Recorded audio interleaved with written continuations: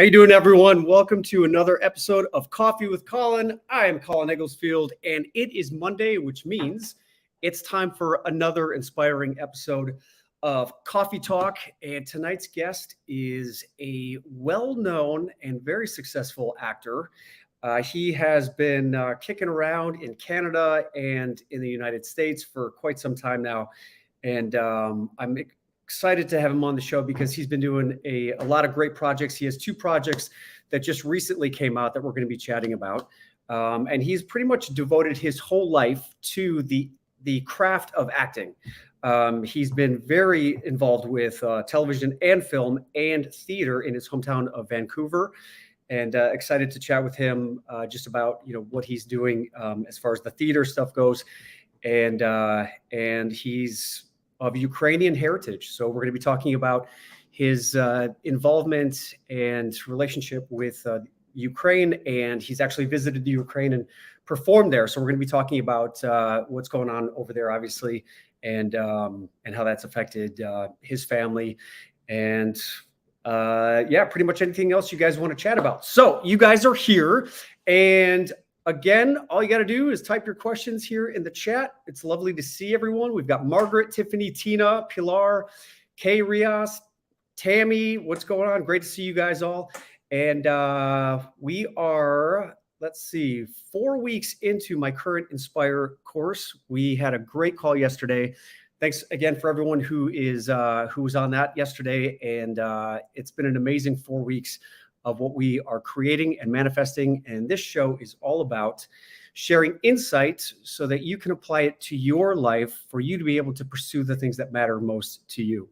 That being said, again, we have my Inspire retreat down in Tulum, Mexico on April 16th through the 22nd. So if you are interested in coming down to Tulum and giving yourself a nice break, a nice vacation, and a great way to check in with yourself and do some empowered goal setting and learn some new things just to be able to help you navigate life and be able to deal with all the challenges that we face. We're going to be doing, we're going to learn a bunch of different modalities and exercises. There's someone who is a master breath worker, and we are going to be doing some Reiki and some meditation. I'm doing my 6-week Inspire course condensed into this 5 days. So it's going to be an awesome, amazing 7 days down in Tulum, Mexico. So would love for you guys to join me. We still have a few spots left. All you got to do is go to crowningphoenix.org for more information. And if you have any questions, feel free to shoot me an email at info@colinegglesfield.com. Also, my acting class is going to be starting again in a couple of weeks. We have been doing a few webinars, and we've got 2 more coming up this week, one on Thursday and one on Saturday. And what's great about this is that my acting masterclass is not just for actors. It is for anyone who is wanting to become more confident in front of the camera or in front of live audiences. If you're like me, being in front of the camera or in front of live audiences was not something that came naturally to me. And I'm going to be talking to my guest tonight about that very thing in terms of, seems like he started acting at a very young age. So I want to hear from him if stage fright and all of that kind of nervous energy has affected him in his career. And if you're interested in learning more about how to become more effective with your communication in front of audiences, in front of Zoom, in front of whatever, then this is a great opportunity for you to join us on Thursday night or Saturday morning. These 2 webinars are free, and it's a great opportunity for you to learn what is in my 4-week acting masterclass and my audition technique class, which is going to be coming up very soon. Lastly, just want to say thank you to Picticular. Picticular is the sponsor of the Picticular Pick 6, where I ask my guest at the very end of the show what his favorite 6 movies are.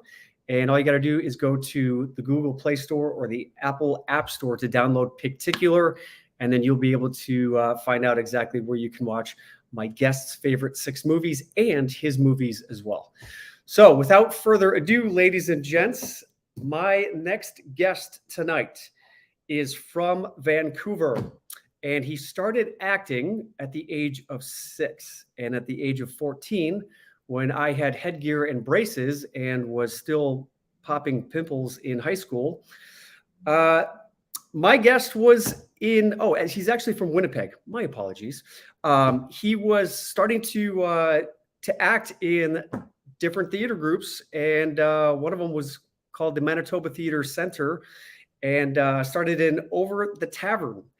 He has been also acting at Studio 58 Theater School in Vancouver, and you have seen him and can see him currently in Apple TV's Surface, Family Law on CW, Virgin River on Netflix, Supernatural, and iZombie on CW, The Magicians on the Sci-Fi Network, Shut Eye on Hulu, and he has made several appearances on our beloved Hallmark network, including his most recent film called Welcome to Valentine, which is currently airing on Hallmark.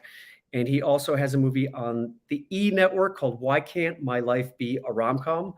So those both are currently playing right now, and he's got a ton of theater credits. So we're going to be chatting about that. So, ladies and gentlemen, please welcome to the stage, and forgive me if I absolutely butcher your last name, but Markian Tarasiuk. Let's try that one. Oh, so close. Yeah, I mean, it was pretty much there. Yeah, I pronounce it Tarasiuk. It can also be pronounced Tarasiuk. I just like the way Tarasiuk rolls off the tongue. And then, of course, in Ukrainian, my name is Markian Tarasiuk. Is kind of like the way to actually pronounce it. But that one's a little difficult for people, so I give a whole pass on my name. Okay. Yeah, but thanks for having me. And thanks for being here. Appreciate you being here and spending your time with us. We've got a bunch of amazing people here who love to jump in here and ask questions. So throughout the broadcast, everyone, again, if you have any questions, feel free to type them in the chat here, and we will try to get to all of them. But Markian, man, you've been acting for quite some time, huh? 6 years old. Yeah. It's it's been a long time, a long journey, and yeah, I started out, when I say 6 years old, it was in theater classes in Winnipeg, where I'm from, but I've been living in Vancouver for 12 years now. So I do consider home Vancouver. So you weren't totally wrong on that. But yeah, I started at Manitoba Theater for Young People, and I did classes because I was a kid with a lot of energy that my parents wanted to put that energy somewhere. And they thought that theater would be the right thing for me.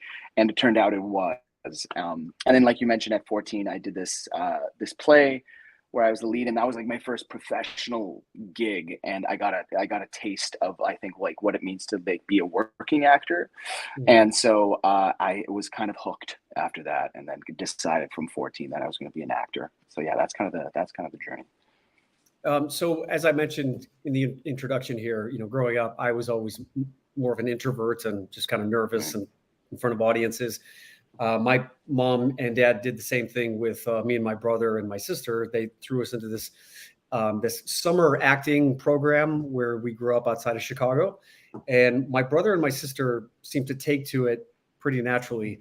But I would always just like freak out and get, so nervous before performing. And we put on a production of Tom Sawyer. My brother played Tom Sawyer and I played Huckleberry Finn. And so my brother goes out, the first couple scenes, and then Huckleberry Finn has to come out, and I go out on stage. And of course, I see the people in the audience for the first time. And I literally had the hugest frog in my throat. It was one of the most embarrassing experiences ever. And I was just like, yep, I don't need to do this anymore. Do you ever have any like stage fright or nerves like that when you were growing up? Not to that extent. And, when I look back on those early performances, I'm actually more impressed with myself looking back, because I think I'm more nervous now than I was as a teenager. I think I just had this kind of like invincibility cloak on me, and I don't know what it was. But what still remains for me is like the amount of fun and joy. So if I focus on that part of the job instead of like the nervous, if my attitude going into like especially a theater show is to have fun and make it enjoyable for myself, that seems to take the nerves away from me, because I get to remind myself that I'm getting paid to act, which is already a privilege in of itself. So just Yeah. take advantage of that. I kind of try to remind myself of that. And I remember when I was 14, and again, too, like in retrospect, like the pressure of, we did a 5-week run of a show to, I think the MTC is about 1,300 seats, and we were sold out, and the whole production was on my shoulders in terms of, because I was the lead kid in this thing, and I don't think it ever hit me what I was doing, or like the kind of the stakes of it all. Yeah. I was just like, oh, I get to do this and get paid, like at 14, a lot of money. I'm so excited. And that was it. That was kind of, so nerves have never been a problem for me. I'm most comfortable when I'm on stage and doing what I love. And I try to keep that attitude instead of thinking all the bad things that could happen and the lines I could forget, which has also happened to me. I've had some total blanks on stage, which that becomes the scariest stuff. But luckily I've been very blessed to have good and professional co-stars who always bailed me out. So you can So, lean yeah, on people. how has that looked like when you have forgotten your lines on stage? I remember I was doing the last play I did was Sex with Strangers by Laura Eason, and it was here in Vancouver, and it was a two-hander with me and another actress named Loretta Walsh, and so it was us for 2 hours and 15 minutes, and that's all the show was. So a lot of lines, and there were a few times, and what happened, I remember it was at the apex of one of our scenes, which was like an argument about like this book being published anyways, and then like we kind of backstab each other, and we're having this argument, and just in the middle of the argument I just lost what I was even talking about, and I just started repeating the line and looking at Loretta with kind of these eyes, and she because she knew now we were out of sync in terms of the lines, and I just started repeating the line to kind of tell her that this is where I'm stuck, and this is where I'm staying unless you bail me out, because I don't know where we're going. And she did. She realized pretty quickly and started to explain to me my argument. Okay. And she was like, I bet you're gonna, this is what you believe. And it got me back on track, and it like got me right back into where I needed to be. So I got off stage and I was like, I'm so sorry, Loretta. I am so sorry. And she's like, it's okay. It happens. And I think I was sweating. My heart was going 1,000, miles a minute, but we made it through. And apparently the audience didn't notice that night. So yeah. I've been there, and it's funny how the audience rarely ever notices things like that. No, I mean, that's the thing. As long as you can kind of keep a conversation going, even though your line is lost, but if you can at least ad lib to kind of fill the space, because the only time they'll know is if two actors just stare at each other and they're totally silent. So as long as that's that can be a safety net of just ad lib until you figure it out. That's the best course of action. Yeah, I remember listening to Kevin Spacey talk about when he was doing some theater. He was doing a rendition of American Buffalo, and he blanked on his line, and the young actor who he was working with, he basically looked at the actor, and with kind of a deer in the headlights look, he said, I looked at this kid, I'm in the scene with, he goes, I look at him and I say, help me. And the kid goes, help you do what? What? Completely was like, what? Like, speaking of like Over the Tavern, I remember too, in that show, there was me and this actress named Doreen Brownstone, and she was 88 years old when she was doing this play. And I was 14, and a lot of the scenes were just us two. And I remember one night, I'll never forget it, because it was pretty traumatizing, I guess, as a young actor. But we were doing this scene together very early on in the play. And it's I'd say about a 12-page scene. It was a long kind of setting up the rest of the play with this nun and this kid at Catholic school. And I was sitting there, and all of a sudden I see Doreen's face go into a panic. And then she says a line that I, in my brain, knew was about 8 pages later. And she skipped pretty much the information that sets up the rest of the show, like our main kind of like conflict. And we went right over it. And I, at the time, was like, okay, I'll just keep going with where it is. So this scene that was supposed to be about maybe a 15-minute scene became about a minute. And then we got off stage, and then I was like, oh no, the audience isn't going to understand anything going forward.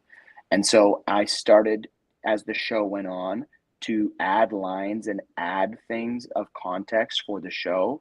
So we were in scenes, and I would say, like, to my mom and dad in this show, I would be like, so Sister Clarissa said this thing, and we were at detention, and I added like these little monologues, and everyone was looking at me but kind of knew what was happening because I had to explain what was happening. And so yeah, that was probably the most laborious kind of line flub I've ever encountered.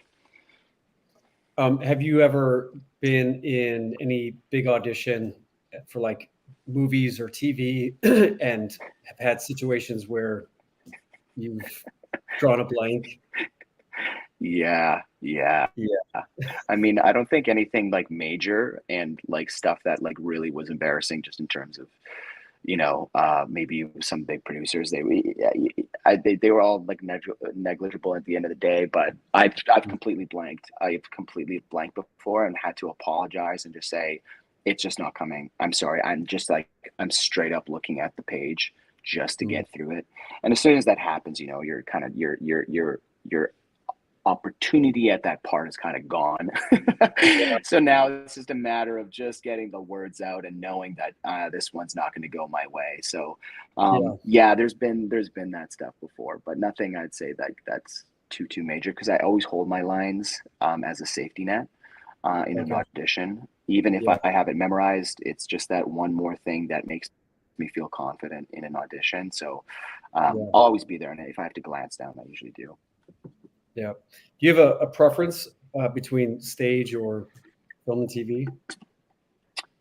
I mean, both very unique for their own reasons. But because I grew up and kind of like, just kind of, the theater was more formative for me just in terms of an actor. So I'd say I'd like to enjoy theater more. And I haven't done it for 5 years. My career's taken me into the film and television world, which is really great.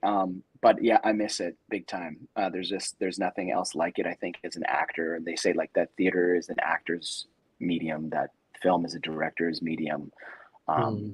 And so like that's how I do feel, because I do feel that film is it's the director's vision that you're fulfilling. In stage, you have a bit more leeway as an actor, I think, to bring yourself to it. And do you have like an overall idea of, or when you first started, an overall idea of like how you wanted your career to go? Did you always just believe that you were going to be a professional actor, or were you just kind of like, I'm going to kind of see how this goes and see if I can make it, and if not, I'll go be an airline pilot or something? Like, yeah, I mean, there's been no plan B for me. I went to theater school. I only have a diploma in theater. I don't have any other degrees. So this was my only option. And I don't know, I'm of two minds of it. I do other creative things. I think there's like, to be an actor, it can't be the only thing you do creatively.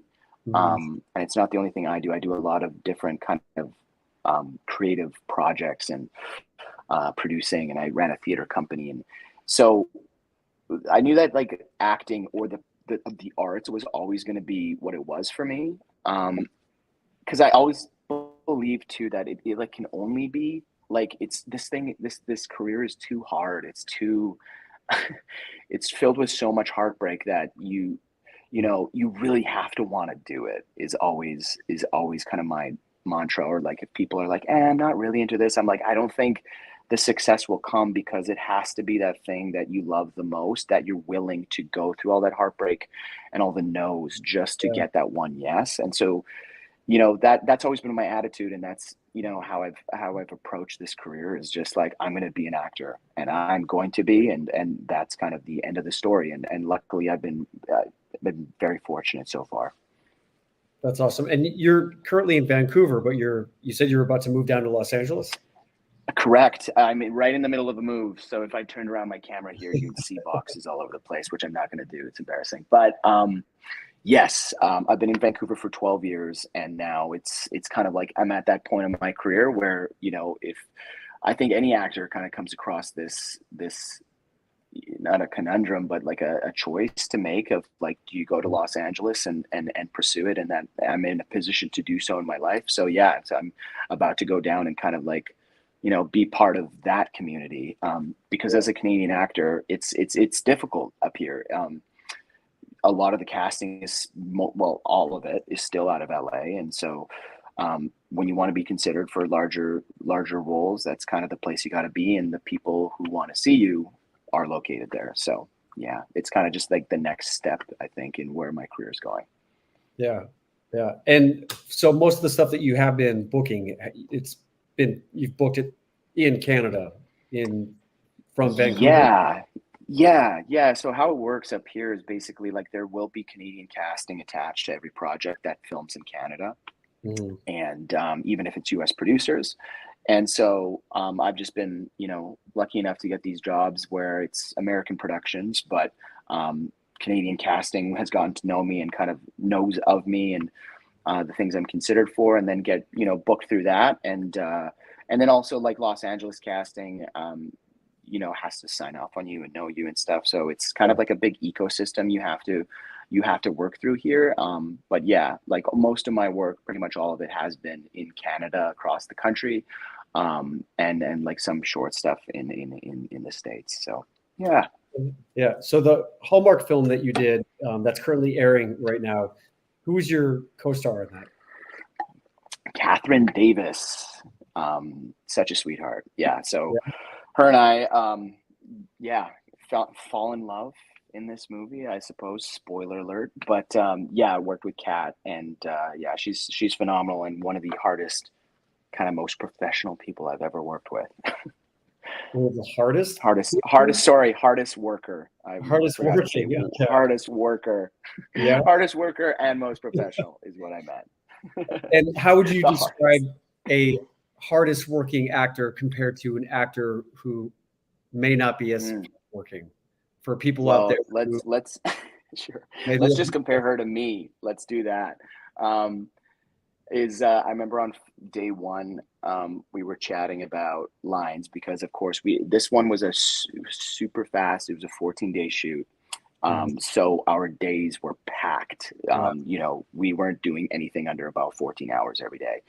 And, you know, sometimes doing 5 or 6 scenes in a day, which again, too, is a lot. And so my brain, you know, and so learning lines, and everybody has their different ways of working. And the way I work, which is still a hardworking, good ethic, but like I just memorize what I need to know the night before. That's the only way like my mind can kind of like hold that much memory. Kat on day one had till day 8 memorized in Wow. her. Yeah. And I was like, what? And she's like, yeah, I have till day 8 already up here. I was like, that is incredible. And then just like kind of like in like the scenes and everything, like she knew, like I don't think she forgot one line once. I don't think she had a bad take that we had to throw out. It was just like, you know, Wow. and a lot of the times I'll flub lines and I'll say, we got to go again, sorry, and like, you know, get through it. But I don't think that happened once with her. So yeah, making me look not bad, but just Yeah. she her different way of working. Yeah. So, since you did start working at such an early age, you got on the job training. Did you also study? I mean, you said you went to theater school for Yeah. college, but outside of that, have you like how would you say your training, or how would you describe your training? Are you more method? Are you more Meisner? What do you Um, subscribe? I've tried it all. I've tried it all. The Meisner, I did a Meisner class when I was a teenager. And so I did theater classes growing up, and then I did film classes as a teenager, like for on screen. And then I went to theater school. So I went to Studio 58 here, which is a conservatory style program, which means that you don't do any electives. It's just theater for 3 years. And it's an intense program. It's 6 days a week. Hmm. from about 8 a.m. till about sometimes 10 p.m. So you are totally engrossed and like and you're not allowed to take any work. Like you're not allowed to work as a actor during your training in the 3 years because they believe that you're not ready. And it's like, if you think you're good enough to work, why are you here? Which was always their attitude, which I really appreciated and also, you know, had a disdain for it. But I understand it now coming out why they do that.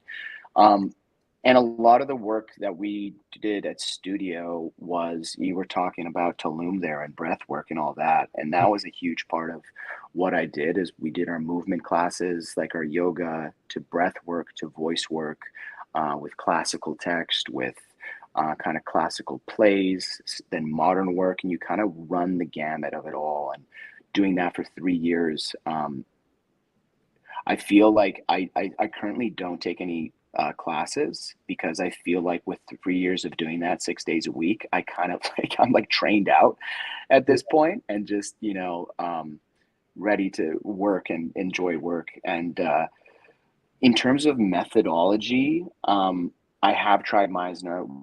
We've done, you know, Uta Hagen. We did, you know, the Alexander technique. We tried them all. What it comes down to for me is like all of that becomes a base for myself. It's like when you do the training, once you get on stage or you get on screen, you kind of should throw out your training because it should already be ingrained in you. And in all those things that you learned, it's kind of like natural to me now because I did them for so long. So in terms of my methodology, if I'm doing an audition or doing a scene, I just have to always remind myself of what does my character want and am I going to get it? And that's kind of like where, and then the rest comes with it. But as long as that's my goal or my intention with everything I do, that clarity in the scene should always be there. So I'd say like that's always what I'm focusing on as an actor is what do I want and am I getting it and how do I get it and what's my goal in the scene or goal in the movie, and go after that. And then like all the rest is kind of like, you know, there in the background, if that all makes sense to you. Yeah. When I first started studying, I came from an academic background studying. My degree was in biology. Was planning on going to medical school, and so you know everything was just memorizing and making sure that you had the right answer for the biochemistry test and organic chemistry lab. And so when I got into acting, it was so refreshing because my teacher was like, "There's no right way to do this. Just stop trying to do it right, Colin." I'm like, I know. It's been so ingrained in me. I can't stop like trying to do it right. And I would always be like, how was that? Was that good? She was like, well, was it good for you? Like what does that mean? Like, I mean, Colin, you and I are the same of like, that was my training. That was my journey, was getting rid of like, I was so obsessed with getting things perfect all the time. And I have to work against that. I still do because I was such a good student, like a good kid, like played by the rules, did, you know, you were saying like, yeah, there's an A and there's an F, like this is very cut and dry. And then when it comes to acting, none of that exists. And so my teachers were always telling me, you're so polished, don't be polished, be messier and bring your, you know, the whole human being of Markian to the table instead of always just the prim and proper version, which you think people want to see, or like, and just get rid of that idea and get messy with your work. And that's the place to be. And that's when it's the most fun and the most rewarding. And that's when you get the best work out of yourself, is when you get rid of your idea of how it should be and just let it ride. Yeah. Have you had some like life events that have really had an impact on your life? Maybe at the time that you thought were traumatic or horrible that you now realize looking back, they've helped you become who you are and helped you become a better actor or been able to use to understand who you are from a deeper level or understand relationships from a deeper place? Well, I mean, I don't think like I can necessarily like pinpoint a kind of like major life turning event. I've had a really, really privileged life with a great family and no kind of like thing I can point to. But I just think for me, honestly, like I think I was talking about like the studious version of myself and like that perfect prim proper. And I Mm. also don't believe I was as nice as I was. Just I think as a human being, um, I grew up in Winnipeg, and there's like certain, attitudes that exist in the prairies that I'm sure you could fill in the blanks with. And I remember like somebody like putting me in my place one time, and I'd never gotten feedback of just like, you're being a jerk, and like, why are you doing that, or like, why are you acting like that? And um I think like that was a turning point for me as like a young man. And like, thankfully, like throughout my life, I've had incredible women, powerful role models that have brought me out of like, I think what my track could have been. I was like a sports jock and kind of like down that Mhm. road as a teenager, and could have gone that way. Um, but I've just been like surrounded by incredibly empathetic people, and I don't believe you can go about in this industry the proper way without being so kind and generous to the people around you. And that's the way I like I think about, this girl Jessica kind of calling me out one time, and I was really affected by it, because I think I thought I was on top of the world all the time. And it made myself better, obviously, as a human being, but I think it made my work better at the same time, because I don't think you can do this without being a total empath. And I wasn't that person before, and now I hope that I am, or at least I'm working towards that. And Mm. like, just being kind and generous and treating people with respect has been like my journey. And that also takes work. I don't, it comes more naturally to some people, but Mm. to be kind, so to be kind to other people, but then in turn be kind to myself, has also been a long journey. I'm my biggest critic. I'm my biggest, um, I wish I was more of a cheerleader for myself. I'm just incredibly hard on myself. And that's been a hard part of this journey for me, is like Mm. finding grace with yourself when you fail, or when I fail, or when I don't do as good, or I didn't get that part, or I used to, as a younger man, be way more affected by it, to the point of like where it was unhealthy. And now I do believe I've changed, and you have to just let things roll off your shoulder a little bit more in order to stay above water, especially in this industry. Yeah. Yeah. Do you, I mean, obviously, you're passionate about acting.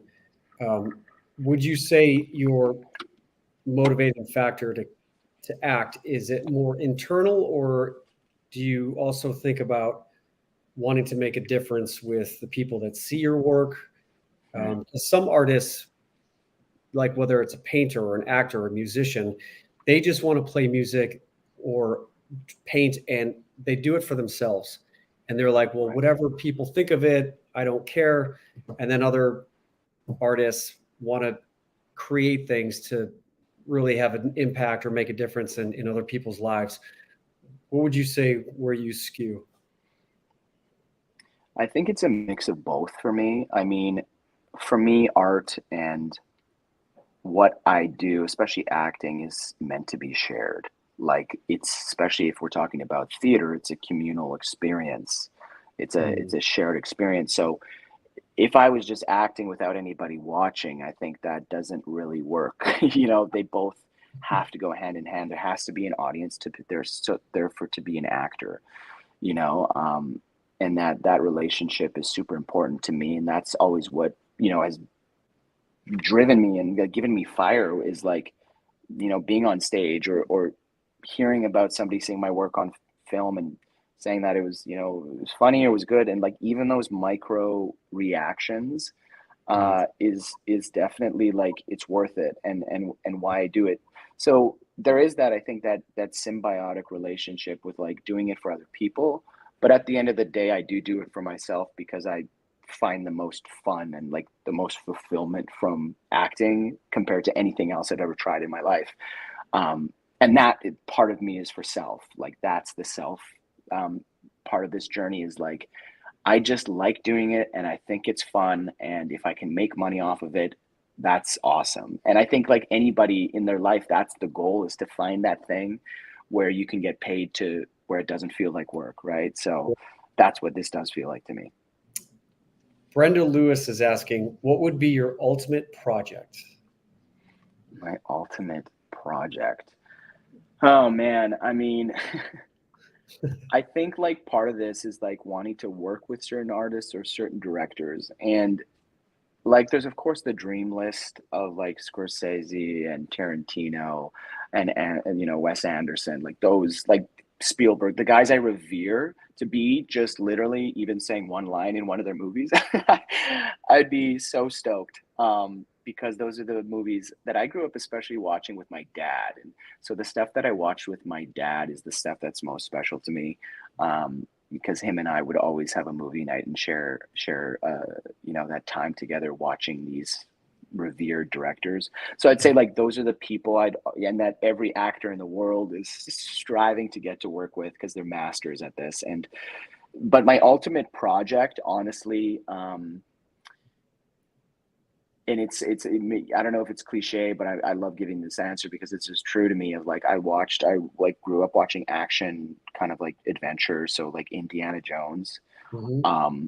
So you know, was I so choked when they were casting Indiana Jones, the next one about to come out, and that I didn't get to call? Yes. But something in that vein of kind of like action, comedy, horror, drama. I love those blockbusters because it's all the genres kind of like scrunched into a 2-hour movie. And the actors like Harrison Ford or The Mummy with Brendan Fraser, of like, those guys can do it all because they made it all work. Every facet of genre was kind of covered, and they do it brilliantly. And I'd love to do something like that where it's all kind of jam packed and you get to stretch every muscle. It's cool that you would have movie night with your dad. Would you say he was one of your biggest influences in life or biggest mentors? Definitely. I mean, he is my role model. He is, if you met my dad and met me, and you would, I think a lot of people have said you are so much like your dad, which I think is very true, and I'm proud of that fact. And yeah, huge influence on me. He actually, like, I was a big soccer player growing up, and he wanted me to go down the soccer route. He was so disappointed because I was training for Team Canada at one point with soccer, and I kind of gave it up to go be an actor. And he was pretty choked, and it took him some time to kind of reconcile that his son's not going to be a soccer star anymore. So I don't think he like influenced kind of my acting career, but he influenced everything else in my life. Yeah. Like, can you share something that you learned from your dad, or that you just you incorporated into who you are just by being around him and with him? Mm-hmm. I mean, he's one of the most chill guys I've ever come across, just in terms of like the patience he has with people is vast, more patience than I have, that I'm always working on. And his patience with me, he was strict but patient, and I think those can go hand in hand. I think like to have structure and to have you know, somebody not letting you do whatever you want all the time as a child is a good thing, but at the same time having that patience and kindness on the other end, it's a great mix. I mean, one of the biggest things he always said to me growing up was, you can't quit once you've made a commitment. And that I've carried with, like, it's like if I said yes to doing this thing, I'd like, backing out of it is not possible. If I tell you yes as Markian that I'm going to do that for you, or I'll do that project, or I'll be there, I will never not show up because it's not in my DNA to do so. So I mean, that's been a driving force of like, a lot of the times there's been opportunities in my acting career that I said yes to this one thing, and then another offer comes in that's has been better. I've said no because I've already said yes, and I could not back out because like my heart would literally split in two. So yeah, that's like one of the biggest ones, is like, make a commitment, stick to it, and do not back out or don't quit. Which also, you know, harkens back to my attitude with the acting career. I've committed to this career, and I'm not going to quit, you know. And Yeah. how about your mom? Oh man, my mom to me is like the definition of like professionalism. She works for Parks Canada. She was a federal worker, and she was like the head of Parks Canada, or like the VP. And being a woman in the in the 90s or the 80s in that position of power with a government job was quite rare, and she was one of the few. And so she is like feisty, always will get her way, in one way or another. But I respect that so much because, like, again, like I talked about powerful women role models, and that's my mom. Like, she was just like a business, like, she was just badass, and she continues to be, and like it's never gets pushed around, always is steadfast with her opinions. And I think, again, too, as an actor, you have to have a point of view. You have to have an opinion about what you're doing, or else it's boring. Yeah. And that comes from my mom. Yeah. And are they both Ukrainian? Yes. Your Yes. So your background is Ukrainian. correct. My mom is second generation, so I'm third generation on my mom's side, and then I'm second generation on my dad's side. So my dad's parents came from Ukraine, and my mom's grandparents came from Ukraine. Yeah. Okay. So obviously what's going on over there, touches you more personally than most people. And you actually performed in 2014 in and around Ukraine, right? Doing Yes. theater, was it? No, I was Ukrainian dancing. So Okay. I was dancing with a group called Rusalka, which is out of Winnipeg. And there's a bunch of really renowned Ukrainian dance groups across Canada, Rusalka being one of them. And so I danced for 4 years. It's like a semi-professional group.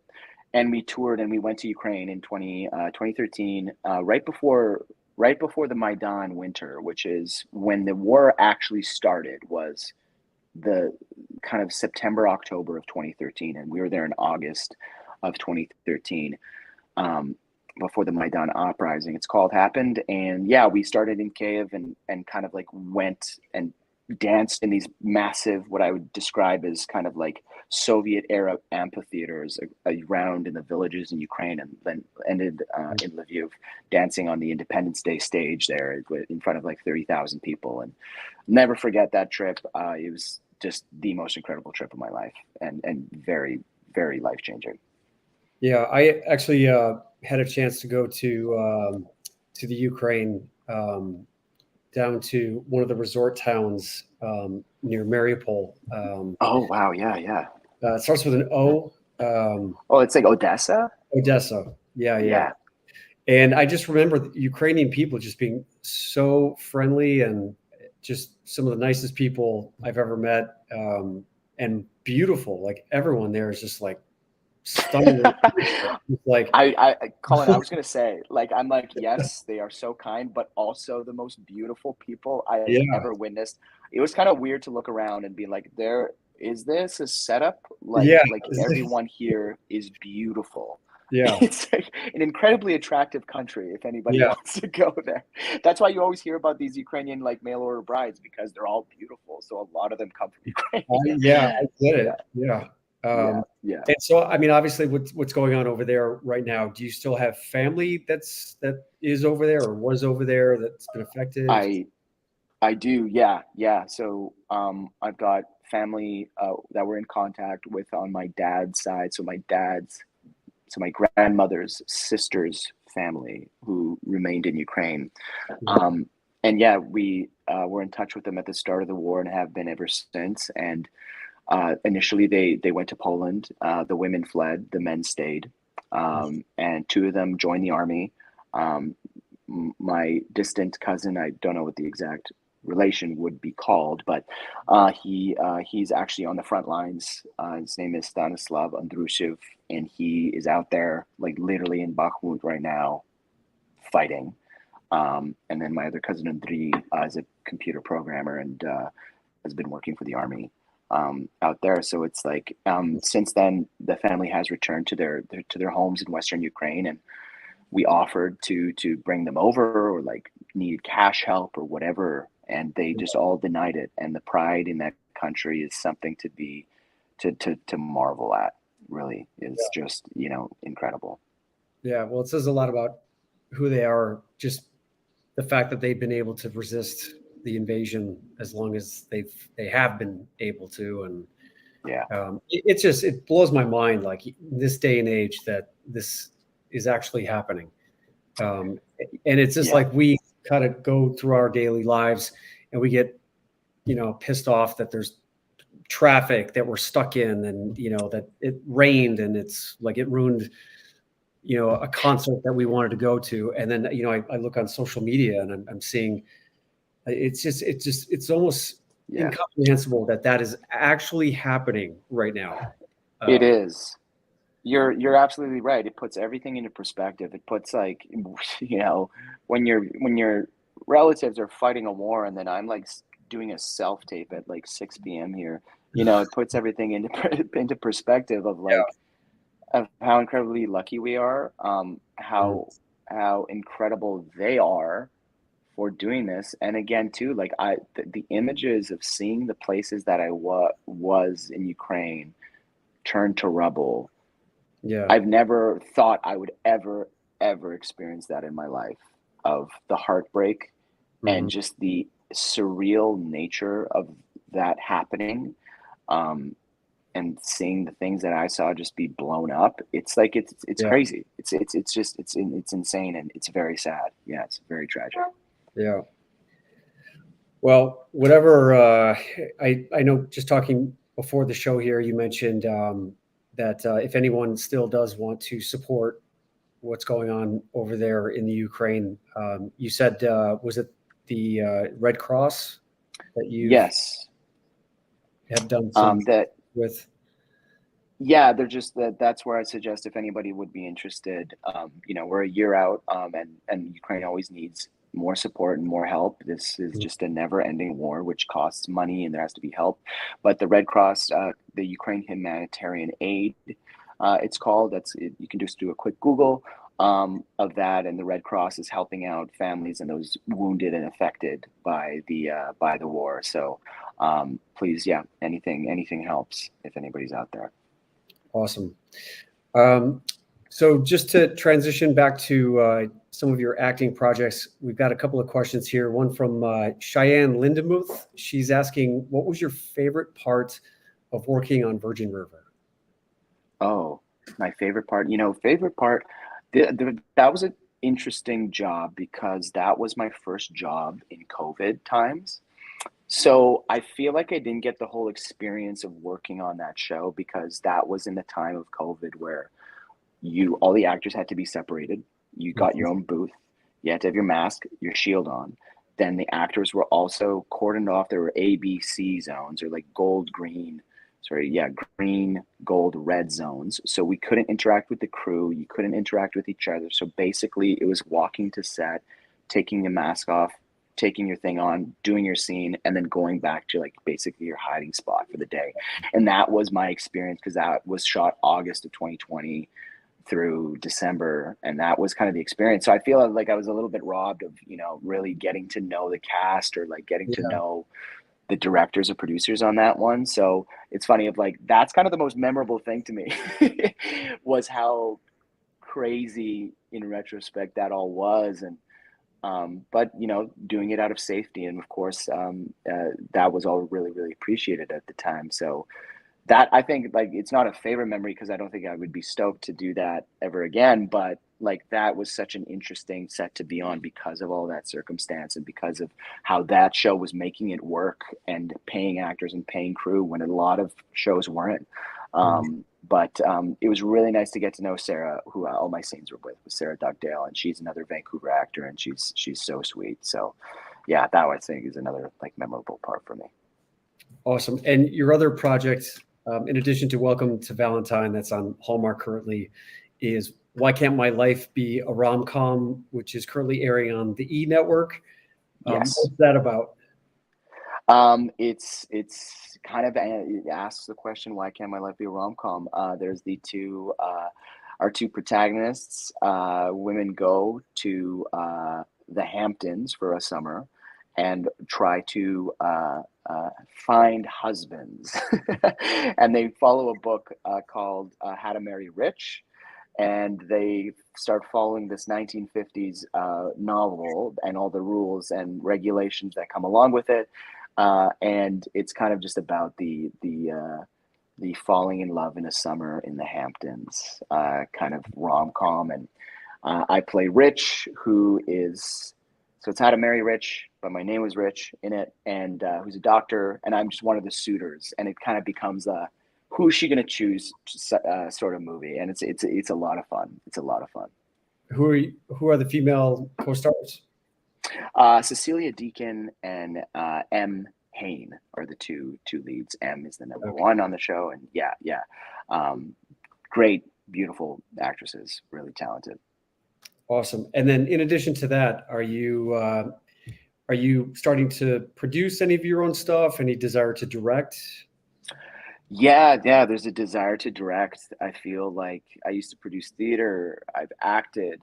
I've done everything except direct. So I think that's going to be kind of my next focus. And there's a project that I've been pitching and trying to find financing for 2 years already. So we're close to the end, and hopefully next time I'm on the show, we can talk about it. But yeah, that's kind of like where my path is taking me at this point. Yeah. Awesome. So I would say in the next 5-10 years, if you could just wave a magic wand, what would you say your career is going to look like? Well, going down the directing path, I would love to continue and hopefully start creating art. I think is one of the most satisfying things. So if in 5 to 10 years, I can look back and there's been films that I've produced, directed, or made in kind of like that meaningful way, because as an actor, you are a tool. You are the last people hired on the project. You're the ones that come in right as they're about to roll the camera. But there's such a satisfaction about seeing that all come together that I'd like to start being a part of and having an opinion and being part of the, decision maker. So I'd say in 5 to 10 years, if I have some projects under my belt and continuing to do so, that would be amazing.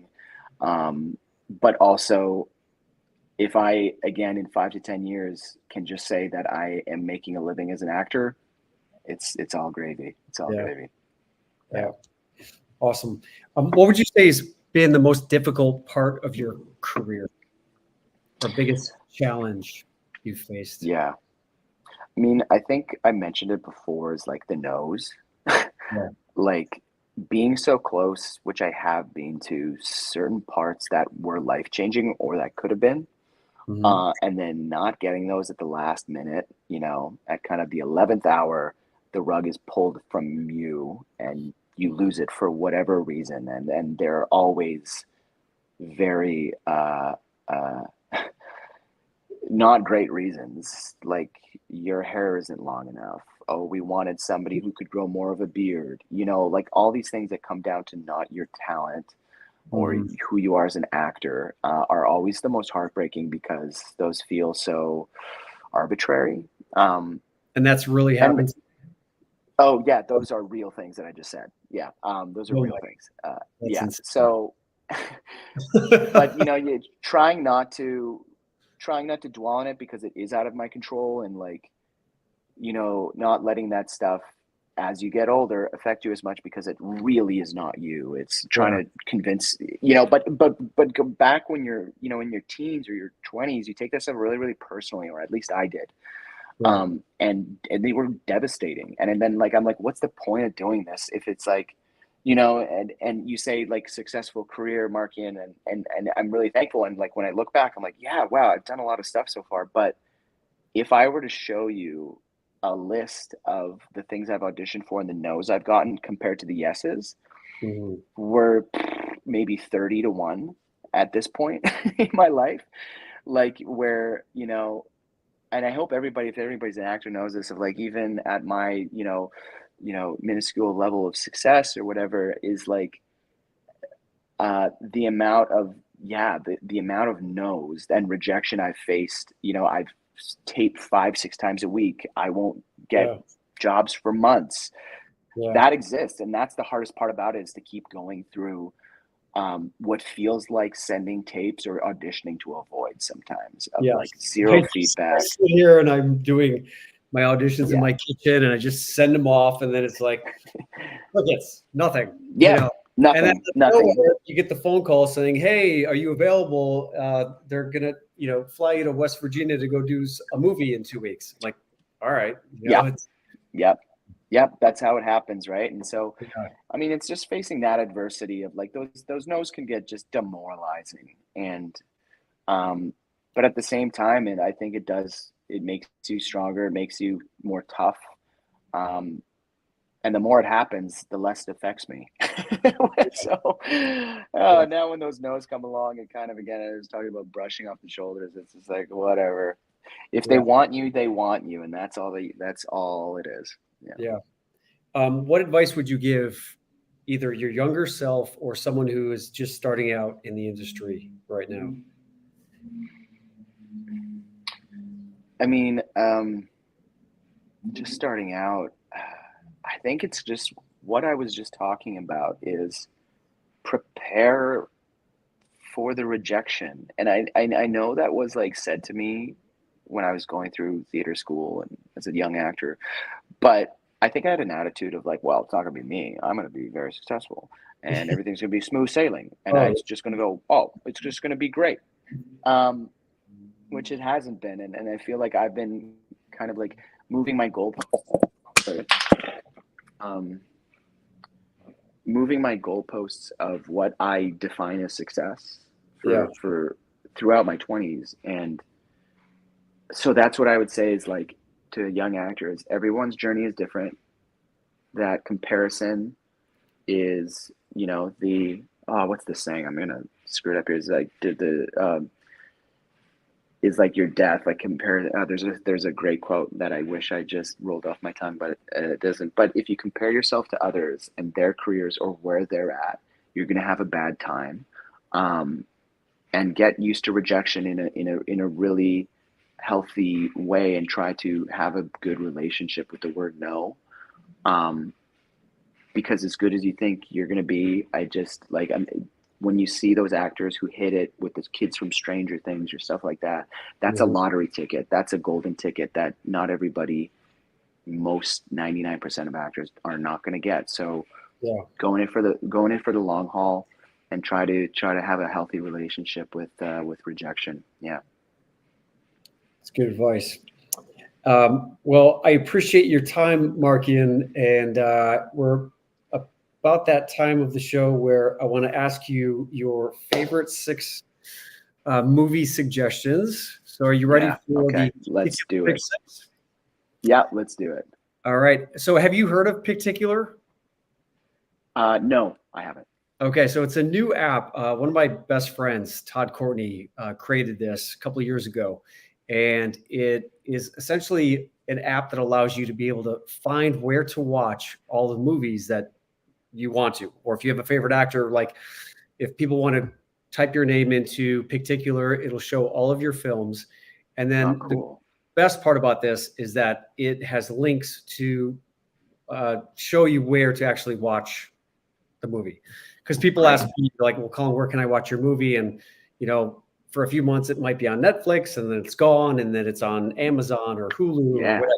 Yeah. So it's a great way for you to just be able to find, like, if you have a movie that you want to watch, you can just type it in there and then click and it'll tell you exactly where you can find it. So, Very cool. We need yeah, that. very useful, very practical. And it's also, you can swipe left and right like Tinder. So you can favorite your movie. And then based on Oh, your great. swiping pattern, it learns your favorite type of movies, and then the algorithm will suggest movies that are similar to what you like. So it's a really cool app. Very cool. Yeah. Very cool. Cool. So the first question of the Picticular Pick Six is, what is your favorite movie of all time? My favorite movie of all time, I mentioned in What's Before, but it's the perfect movie to me. It's The Mummy with Brendan Fraser and Rachel Weisz, the 1999. Just classic. Love everything about that movie. I watched it 19 times in a row as a kid. I counted. Seriously. Yeah, yeah. Wow. What would you just like the adventure of it, the Yeah, the action? villain, Emotep. Yeah, like Egypt. I was obsessed with Egypt as a kid and Okay. pyramids. And Yeah. it was like it came at the perfect time in my life that like, and I still watch it at least once a year just to like get that perfect perfect dose of adventure. Yeah, like, say what you will, I think it's better than Indiana Jones. That's just me. Wow. That's just me. And Yeah. how many mummies have there been? There's been like 4, I think. I mean, there was the 3 with Brendan, and then there was the one, the fourth one, the attempted the reboot with Tom Cruise that Yeah. I personally wasn't as stoked about. Okay. They lost all the joy out of it. All right. Well, this may be the same answer to as the first question here, but what was your favorite movie growing up as a kid? Oh, well, no, I'll put this a little more niche, I think. My favorite was this movie called Heavyweights. It was Hmm. Judd Apatow's first produced film for Disney, Okay. and it's about a camp for overweight young men, and just what they get up to. And it is so funny, and it has all the kids from the Mighty Ducks in it before the Mighty Ducks, and Judd Apatow produced. Ben Stiller plays the villain in it, and it's Ben Stiller's character from Dodgeball before. It's such a good heart, and it's got so much heart behind it. Yeah, Heavyweights. Check it out, everybody. It's so good. All right. I always love movie suggestions that are just out there that I've never heard of. Great movie Yeah, suggestion. Awesome. yeah. What's your favorite romantic comedy? 10 Things I Hate About You. Yeah, hands down. And how come? Oh, I just like that perfect. Oh no, sorry. Oh, I screwed up. I was just like thinking of like the plot in my head. No, it's How to Lose a Guy in 10 Days. Sorry, Ah, everybody. Sorry. with Kate Hudson. Yeah, yeah, it's Kate Hudson, Matthew Yes. McConaughey. Whoa, the number 10 was in there. But yes, How to Lose a Guy in 10 Days. I think Kate Hudson just radiates off the screen. So does Yes. Matthew McConaughey. Like the amount of charisma packed into that movie is just overwhelming. Yeah.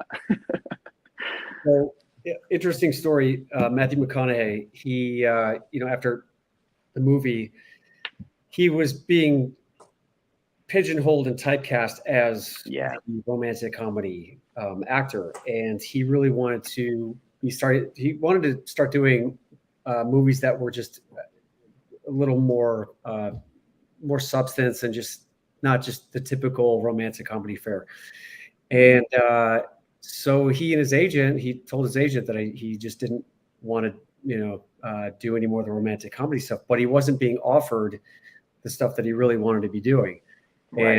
And one of the studios came to him, I can't remember which one, and offered him $10 million to do another romantic comedy. He's like, Ooh, nope, ooh. do it. And they came back and they upped it to 12 million. And he said, nope, upped it to 14 million. And even at 14 million, he turned it down. And after Oh, that, he wow. didn't work for like 4 years, but it was, he said, one of the hardest things he ever did, but one of the best things he ever did, because he Yeah. was able to do, I think it was Lincoln Lawyer after that, and then Mud, I think, Mud. Yeah. where he was starting to be almost rediscovered as like an inventive, interesting choice. And sometimes, you got to, I mean, how the heck do you walk away from $14 million? I mean, don't ask me. I don't know. Yeah, it's crazy, but Yeah. Yeah. you It know, worked out for him though. It hey, worked out worked for him. out for Yeah. you. It worked out for him. Yeah. Good on him. So Yeah, he's great. let's manifest that we're in the same position. That I know. I'll Yeah. have a call tomorrow. I'll be like, no, 14 million, No. not enough. Yeah. Not enough. I Yeah. just came off 2 rom-coms. I don't Yeah. even. Yeah. Exactly. Um, what is your favorite comedy of all time? Oh, favorite comedy is Super Bad. Super bad. Yeah. I was like right in the pocket of when it came out. I was like in grade 10, and I thought it was literally about my life because that's exactly what we would do every weekend in Winnipeg. Yeah. Walk the streets with a case of beer, and things just happen. Things just happen, and cops inevitably show up. Awesome. Yeah. Yeah, that is a great movie. What is or who is your favorite actor or male character? Oh, my favorite actor. Who is my favorite actor or male character? Um, Man, there's like it's like I like certain actors for like different reasons. So always like just trying to pick one, but like I think rest his soul, Philip Seymour Hoffman was my like knocked it out of the park every time, brought something unique every time, never did a bad like he was so good. So even watching his stuff now, I'm always in awe of his work and like and how like unique he was. And I believe he was a star, and like a lot of stars just play themselves and have their thing and just do that and keep getting work. And but you know, like when Tom Cruise does his thing, Tom Cruise is doing his thing, you know, and he's Yeah, so good at it. But Philip Seymour Hoffman was just a chameleon that, and he was so funny, but then so heartbreaking and then so scary like yeah, I'm just still in awe of his body of work and was incredibly crushed when he passed away. Yeah, yeah, yeah. Definitely have to agree with you. He could do it all. he could do it all. Yeah. And lastly, who is your favorite actress or female character? Mm, mm. Favorite actress. It's gonna take a minute here to like pin one down. I mean, okay. For me, it's Rachel McAdams. Um, she was always just like somebody I revered, and that again too, I think her charisma, and I was like in love with her when I was a teenager and still am. I still am, Rachel, if you're out there. But yeah, she to me is just like I could watch her do anything, and I feel she's so effortless in the way she comes off on screen, where I Yeah, don't think I've ever seen her really act before. And that you know that breadth of effortlessness is just something to marvel at. So yeah, she's the first one that comes to mind for me. okay. Well, I think you might just need to write a script and direct it and cast her in it, man. Like, what are you Rachel, waiting? I know. I tomorrow will be $14 million. No, thank you. And then on the other line Yeah, is Rachel. exactly, Do you want to do a movie? Yeah, exactly. yeah. Well, while you were just chatting there, I did look up heavyweights on Picticular, Oh yeah. and so what's cool is it'll show you exactly where you can Yes. watch it. So Look at that. Hulu, Apple TV, Disney Plus, or Prime Video. So Yes. Yes. you There just it is. click Check on it it, out, everyone. Disney and Plus. it'll take you right to Oh, brilliant. Brilliant. Brilliant boom, app. and then you can just rent it right there. Ah, So I there they think this are. There they are. next movie selection there, Markian. Thanks for the suggestions. Appreciate it. No problem. Appreciate your time, and everyone, be sure to catch Markian's movie on Hallmark. Welcome to Valentine, and also Why Can't My Life Be a Rom-Com on the E Network. And Markian, thanks so much for your time. Appreciate it. Thanks for the insight. And then the last question I just want to ask you before you jump off here is, what is something that inspires you? Oh, something that inspires me. Um, I'm a big art person. I love like when I go to a city, I will always go to I'll like do a Google for the best art galleries. And to me, like especially acrylic painting and going to a gallery is the most inspirational thing for me. So it's like I'm not a painter, I'm not a visual artist, but for some reason, seeing art like helps my acting, and I don't even know how. I just know it does. And I like to collect art and support young and up and coming painters usually. And um, I don't know. That's like to me. So like I always, and I remember my uncle who's involved with the arts always telling me as a kid to take in as much art like as possible. So that means like painting, that means music, that means theater, that means dance, ballet, opera. Take it all in because it all adds to like your own artistic ventures, and no matter what medium you're doing. And to me, painters and artists, like visual, are is the one I seek out the most. And so I'd say that's something that just always inspires me. I just bought a new painting by this young guy called William Hamilton. Check him out on Instagram. Uh, uh, and so like I just like love doing that, and being able to like look at my art in my apartment or my workspace makes me a more inspired, brighter person. Yeah. Yeah. Awesome. Awesome. All right, Markian, thanks a lot. Thank Good you. luck with your move down to Los Angeles and all Thank your you. future projects coming up. Thank you very much. Thanks, Colin. It was nice to meet you. Thanks everybody for watching and commenting. I see you, appreciate you, and thanks for having me. Awesome. Thanks, dude. All right. Take Take care. care. All right, everyone. Thanks again for being here tonight. And as always, absolutely just love hearing from my guests, just their insight, their advice. I love what he was talking about, how his dad implemented in him the importance of commitment. And when you commit to something, that you see it through. And I mean, I just admire him.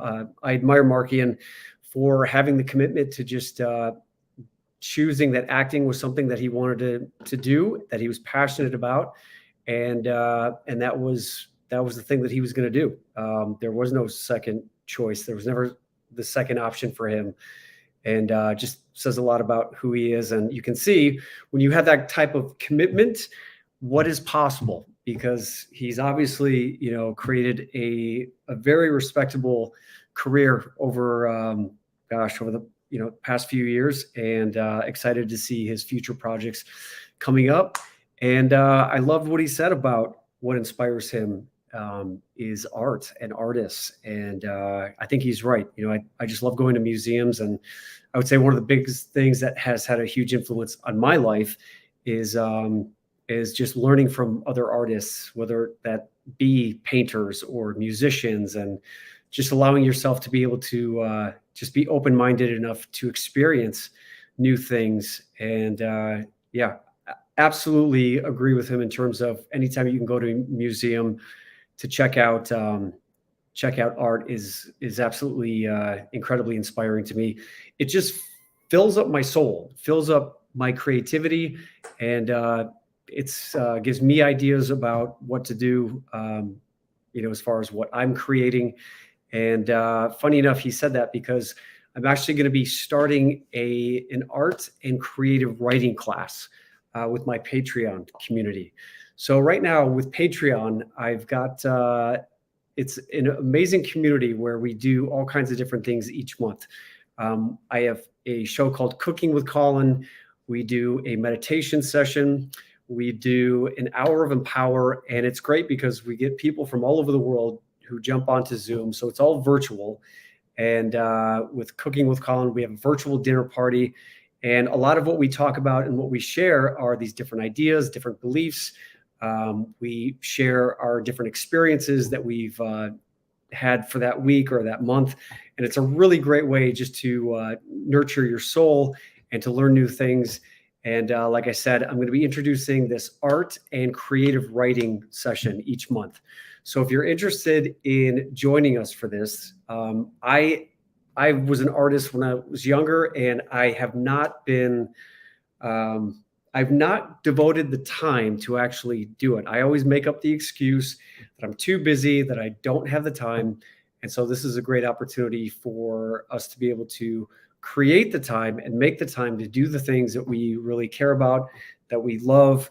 And so again, it's going to be a fun session of essentially, I'm going to be introducing and inviting you to create on different mediums, whether that's on real paper or canvas or an iPad.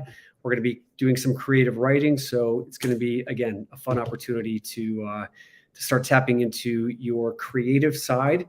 And who knows, you might actually discover that you have some talent, some hidden, dormant talent that you haven't accessed in a while. So all you got to do is go to my Instagram bio, and if you click on the link down there, you can see, click on the Patreon link, and it'll show you all the different tiers that we have for you to get involved.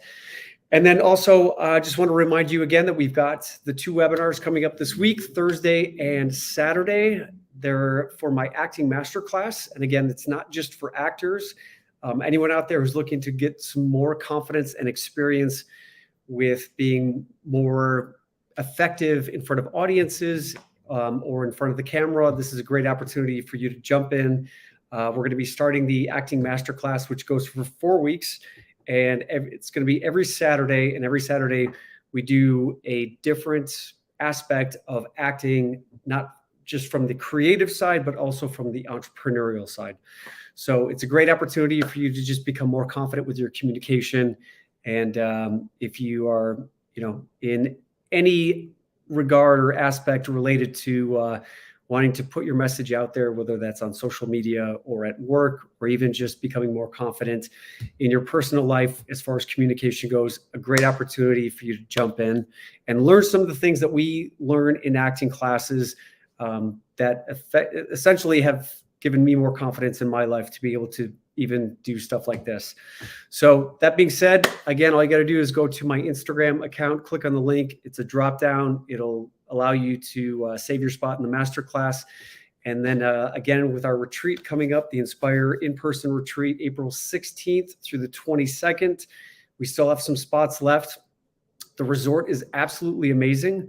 And it's going to be a great opportunity to just rest, recharge, rejuvenate, recover, and do some exploring at the sacred pyramids. And then also these beautiful underground pools called cenotes, where we're going to be doing some underwater cave exploration and swimming. So it's going to be a great, amazing week. And can't wait to see you guys all down there. And then again, we're continuing with our Inspire course. We only have 2 more weeks left. And it's been awesome. So hopefully you guys want to jump into the next one, which I think I'm going to be doing relatively soon after this one ends. But that's it for tonight, guys. Thanks for being here. Have a great beginning to your week, and see you guys all very soon in one place or another. Take care.